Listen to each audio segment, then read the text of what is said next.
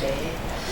오늘은 정부의 WTO 개도국 지위 포기 결정 관련해서와 그리고 아동 성착취 다크웹 운영자 처벌 국민청원에 관해서 브리핑하도록 하겠습니다. 먼저 정부의 WTO 개도국 지위 포기 결정. 트럼프 대통령의 압력에 굴복해 한국 농민들의 생존이 벼랑 끝에 내몰렸습니다. 오늘 정부는 농업 부문에서 WTO 개발도상국 지위를 포기한다고 공식 발표했습니다. 이번 선언으로 한국은 지난 1996년 이후 23년 만에 개도국 지위를 잃게 됐습니다. 곡물 자급률 20%, 영세농가 고령농이 다수인 한국 농업의 현실에서 개도국 지위 중단은 농민들에게 심각한 위협이 되고 있습니다.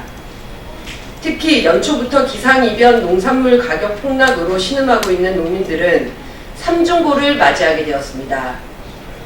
정부는 미래의 새로운 협상이 타결되기 전까지 개도국 특혜는 변동 없이 지속해서 유지할 것이라며 충분한 시간을 강조했지만 사실상 주한미군 주둔비 협상에서 유리한 고지 선점을 위해 농업을 희생한 것이라는 비판을 새겨들어야 할 것입니다.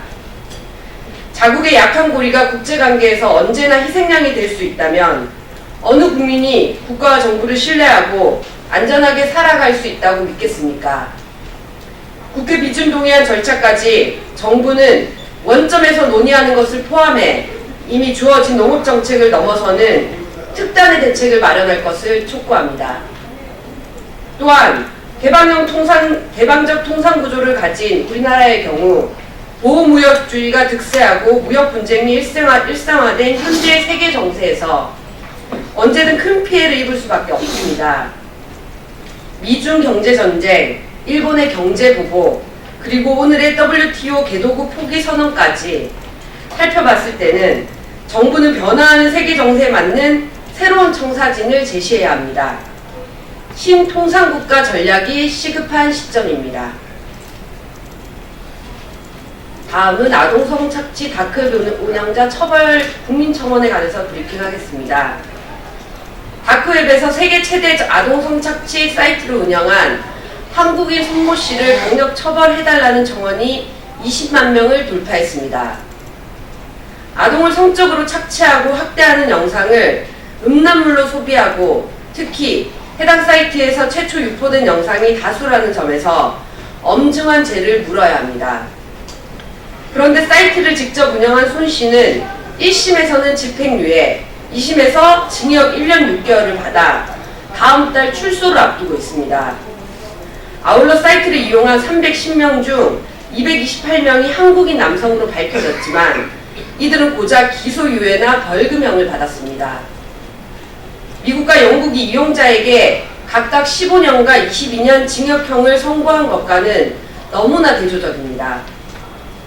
운영자와 가장 많은 이용자가 적발되었으나 우리나라만 손방망이 처벌이라 말하기도 부끄러울 정도의 지경입니다. 미국 워싱턴 DC의 연방 대배심원은 손 씨의 강제 소환을 요청하며 추가로 9건의 기소를 했습니다. 이에 국민들은 한국이 아니라 차라리 미국에 보내서 처벌받으라는 목소리를 내고 있습니다. 우선 아동 피해자를 구출하는 문제가 남아있고 추가 범죄 여부를 확인해야 하는 만큼 송환 요구에 즉각 응해야 할 것입니다. 이번 일을 통해 아동 성착취라는 중범죄에 대해 대한민국이 심각할 정도로 낮은 문제의식을 갖고 있다는 것을 여실히 드러냈습니다.